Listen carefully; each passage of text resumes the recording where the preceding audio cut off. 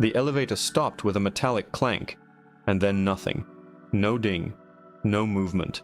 Just the faint rattle of an old cage door and a voice inside it, already furious, demanding I break the rules she'd screamed into my face. And the best part? Those rules were hers. This story goes back to the ancient era. Friday night was Blockbuster, Hollywood Video, and a family arguing over what movie to rent. Cell phones existed, technically, but most people still treated them like an unnecessary luxury.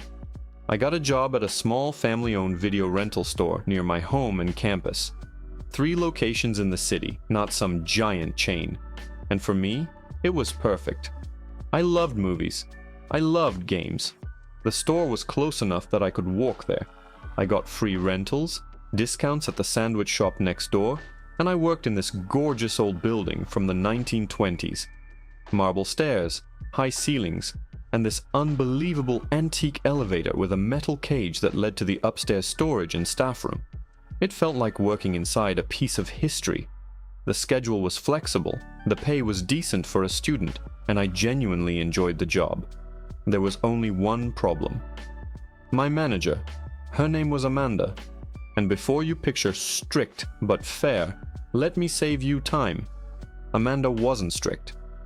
She was bitter. The kind of bitter that turns every tiny inconvenience into an excuse to punish whoever is nearest. I didn't know it yet, but the day Amanda decided she hated me was the day my job stopped being easy money and turned into a weekly endurance test. Amanda was middle-aged and looked like she'd been disappointed by her own life for so long that it had become her personality. She took it out on everyone, but she had a special flavor of contempt reserved for young employees, especially students. If you were a college kid, she treated you like you were personally insulting her by existing. Like, how dare you have a future? How dare you dream of earning more than $7.50 an hour? I can tolerate unpleasant people. I'm not fragile. I've dealt with rude customers, annoying classmates, all of it. But Amanda didn't just have a bad attitude. She made it her mission to grind you down. Petty, mean, vindictive, always looking for a moment to embarrass someone in public. And the wild part? She wasn't even good at her job. If Amanda had been competent, I might have suffered in silence. But she wasn't. She was there for one reason. She was the owner's daughter-in-law. That was it. That was the qualification. She didn't know anything about movies, games, consoles, anything we actually rented and sold. If a customer asked a question, she shoved them onto someone else. If the computer acted up, she yelled for me. If a delivery needed to be entered in the system, it was suddenly my job. If boxes needed to be hauled upstairs, guess who? Me. Any task that required knowledge, effort, or physical work. Amanda would delegate it the way people drop trash into a bin. Meanwhile, she'd sit in the office, watch TV, or gossip on the store phone for hours, literally tying up the line customers called to check late fees, stock, and holds. Eventually, I complained to Ken, the owner. Ken didn't argue with me. He didn't pretend it was fine.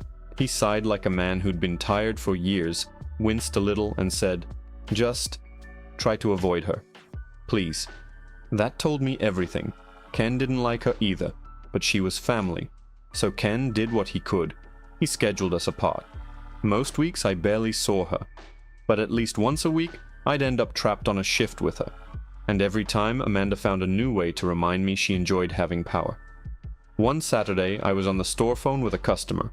Nothing dramatic, just explaining late return fees. Normal job stuff. Amanda decided she needed the phone right now. Not when you're done. Not can I grab it after you? No. She marched out in front of a store full of customers and started tearing into me loud enough that everyone could hear. She was screaming so intensely that the woman on the other end of the call actually asked, completely serious, "Are you being robbed? Should I call the police?"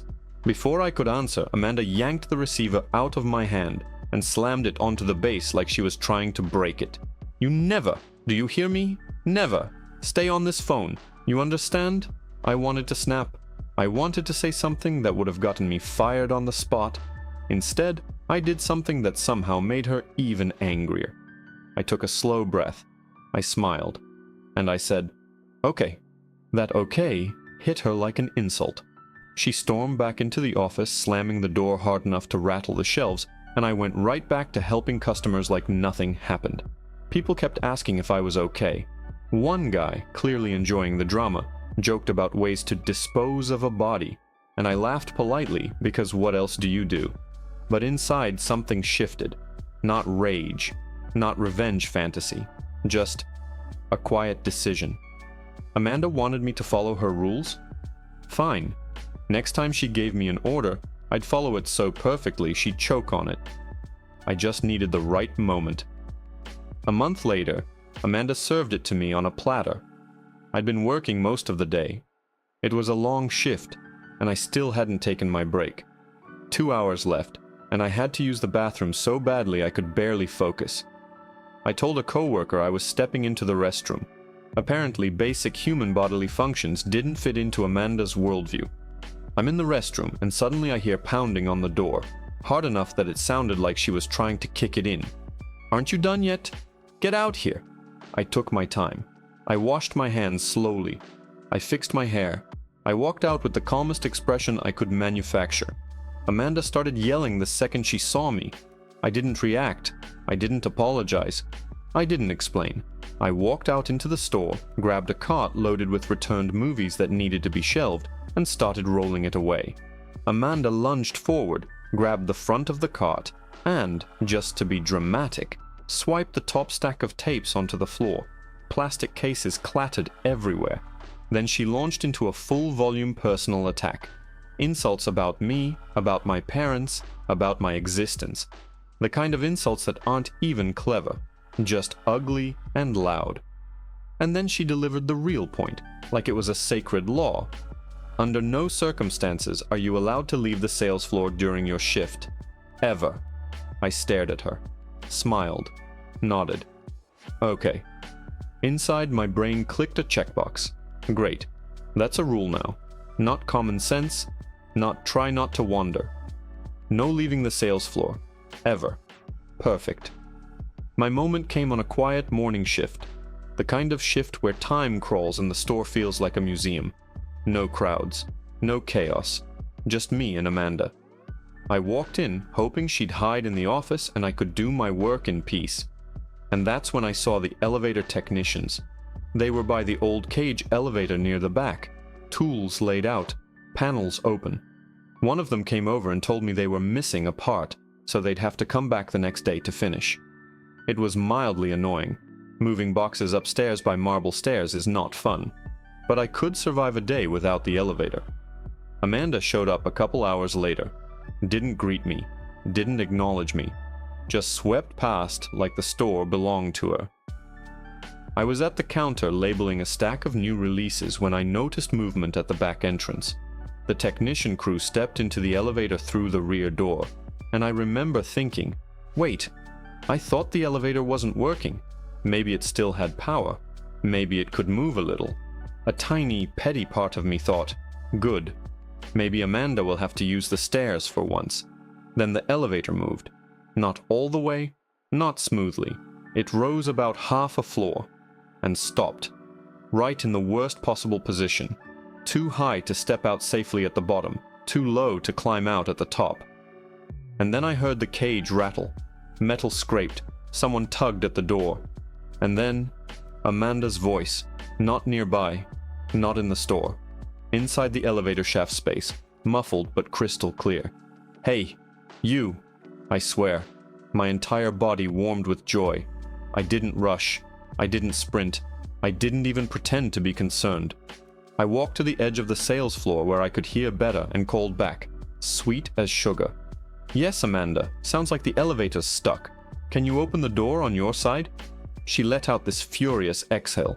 Come here and try to open it. And there it was. The moment I'd been waiting for. I raised my voice just enough for her to hear me clearly. I can't, Amanda. What do you mean you can't?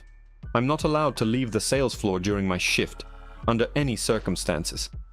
Silence. Then, are you kidding me? No, you told me that. She started cursing, vivid, creative, non-stop. Call maintenance. The number is in the office. I put on my most innocent voice, like I was trying to help but tragically limited by policy. I can't go to the office, that would mean leaving the sales floor. Then call Ken, you know his number. I would, but you also told me I'm never allowed to be on the store phone. And suddenly, for the first time since I'd met her, there was no screaming. Just dead, stunned quiet. Like she'd finally realized she'd built her own cage and stepped into it. Then she tried a different angle. Please, get me out of here. I'm sorry, Amanda, I'm just following your rules. That's when the fake politeness evaporated and the real Amanda came back full force. She started insulting me again. My work, my intelligence, my future, my family, my entire existence. Every sentence was an attempt to hurt. And then she went for the nuclear option. You're fired. I paused like I was considering it. Then I said calmly, okay, if I'm fired, then I guess I'll go home. Her voice instantly panicked. Wait, no, come back. I kept my tone pleasant. Oh, also, Bill called earlier. He said he won't be here at 5. He'll be here closer to 7. Something about picking up his brother from the airport. I let that sit for a beat. So, you might be in there a while. Hope you've got something to read. She exploded again. Threats, screaming, promising revenge, promising she'd ruin me. I didn't match her volume. I didn't argue. I just said, good luck, Amanda. Then I did exactly what a fired employee would do. I walked to the counter, took off my badge, set it down neatly, and wrote a sign. Closed until 7 p.m. Unforeseen circumstances. And as I headed to the front door, I heard her shout something that made me almost laugh out loud. We don't need bathroom breaks. I locked the door behind me. Now here's the part where anyone reasonable would say, okay, you drove home and called Ken. Because yes, my house was 5 minutes away. I could have used my own phone. I could have fixed this in 60 seconds. Did I? No. I got in my car and drove 45 minutes to Ken's house to tell him in person that the store was closed, and why. Ken opened the door looking confused. I thought you were working today. I was, I said. But Amanda fired me. Ken's face changed immediately. She can't do that. She doesn't have the authority. Hiring and firing goes through me. She knows that.